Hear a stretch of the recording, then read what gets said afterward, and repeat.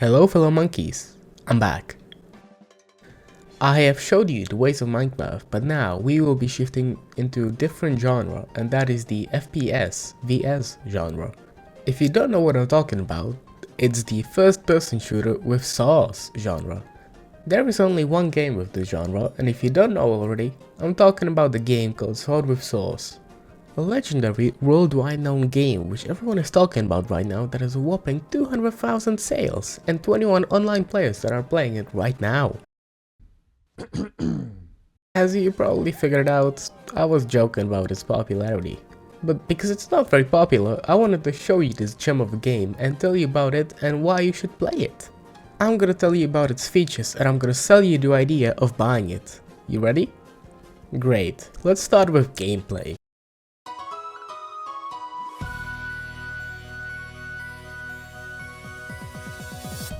First, I have to tell you about how fucking lit it is. When you are playing as this red boy, you have the plot armor of an anime character that after 20 years of training confronts the person that killed his parents. You literally have the power to cut bullets in half with a sword. You can take more shots than an 18-year-old teenage girl on her birthday, okay?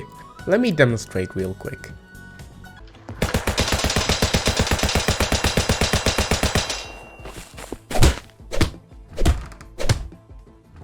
You see how badass you will feel when you play this? But how?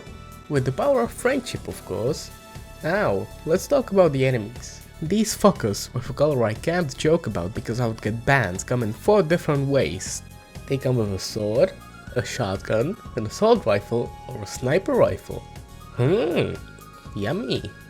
And let me tell you, the sniper rifle is by far the most annoying. Talking about sniper rifles, they have eyes like sniper scopes. What I mean is that in close range they are almost fucking blind, but when you are 2 kilometers away they will spot you and they will go through bullets. And I mean that literally.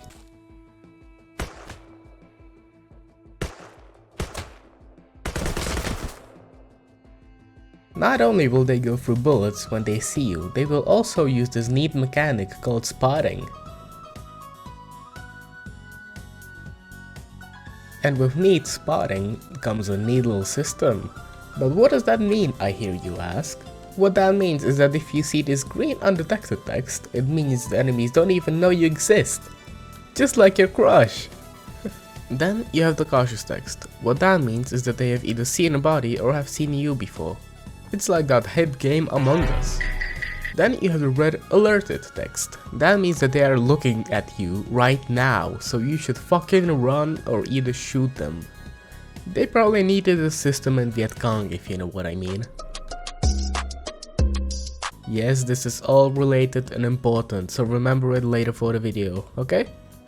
Then you also have the GTA-like inventory of your weapons and gadgets. So let's get to them, because they're a big part of this game.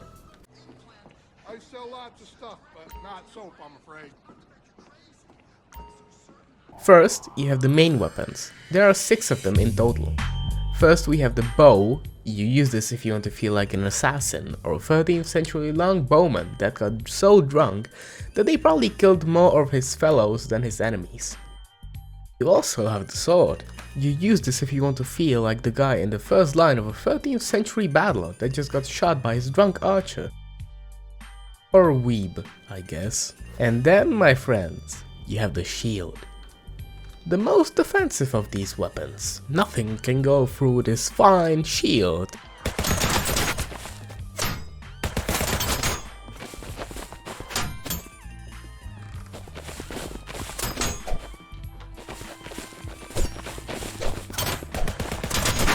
And it also acts like a boomerang if you throw it.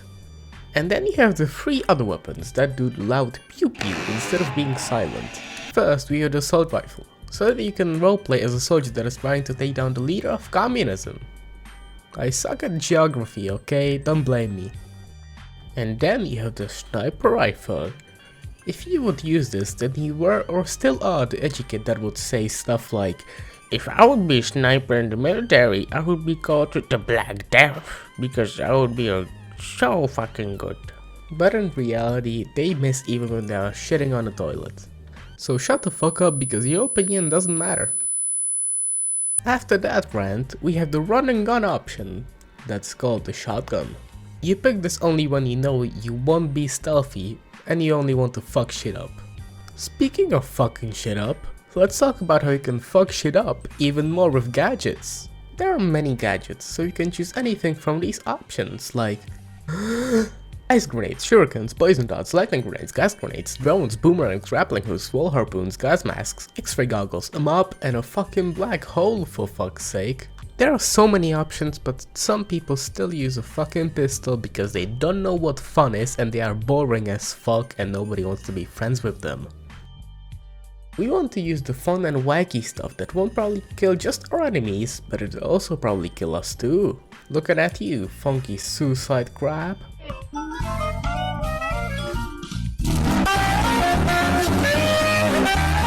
Or you can just pick more ammo for your main weapon, because why not, but it's boring as fuck and you're not gonna have fun.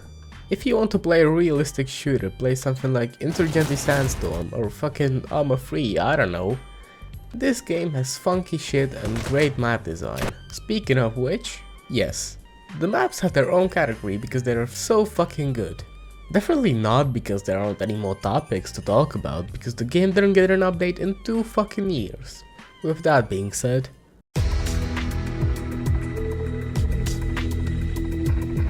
first we have the mansion, the OG of the maps. It's simple. You go around killing people, you have a few rooms and 2 different stories. The first story just has a few people in the garage, the kitchen, and the main entrance. But then the second one is a little more fun. There's a sniper and you have to kill him with a gun or just sprint at him like a bulldog at a child. Like I said, it's nothing special, that's pretty much it about this map, and you will see it for yourself when you buy it. But then, you have the city. The best one of them all, and as you can tell by its name, it's a city. You have skyscrapers with multiple stories and multiple enemies. You also have some apartments and, wait for it, an elevator. Wow. Beautiful. Magnificent. This is, in my opinion, the best one. Because you can do so much shit, you can get creative with the kills, and all around fuck around. You also have the atrium. It's like the city, but more boring. It only has a big hole in the middle that kills you if you jump in. Yeah, that's it. Just like my ex. Just kidding, I never had a relationship before. And you also have the temple. It's like the city, but Japanese. So if you like action anime with assassins, then you'll like this one. If you play this one, then you will probably have the answer for what would happen if I was in anime. That's it for this map. Now we go into the big boy, the harbor. It's composed of 2 parts, the docks and the ship. The docks have a lot of containers you can jump between so you can feel like a ninja. But don't jump too high or the snipers might get you. Oh yeah, I forgot to tell you. There is a massive watchtower on the ship with 2 snipers and tons of guards below the watchtower. And man, it's kinda hard. So if you roleplayed the most as a ninja when you were a little kid, you'll probably be able to fulfill your fantasies on this map. I hope you remember what I taught you with the spotting system, because you're gonna need it in this section. Because we're going to game modes.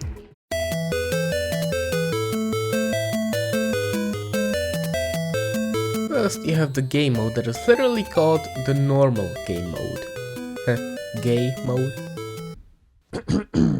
Anyways, what does it mean? You just need to kill all the enemies without getting killed.